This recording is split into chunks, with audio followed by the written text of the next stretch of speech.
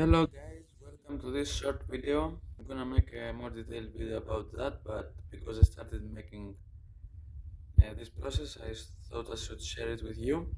So basically what I'm gonna tell you is how to make wheels look more realistic rather than this plain silver color.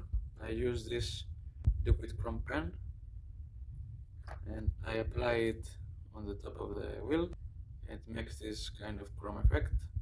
But if I want to make it look even better, I go one step further. I remove the tires and then I use a gloss varnish.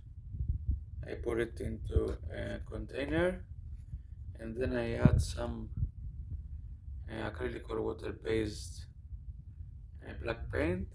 Then I use this normal brush to paint the wheels. I give them the shadow effect. I will add a picture to see for you to see the result, the difference. It gives a very nice smoked effect.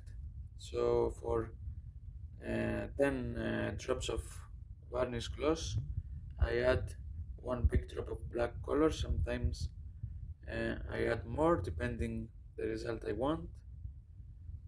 For the Ferrari, I'm gonna show you the picture. I added 3 and the mixture was that dark.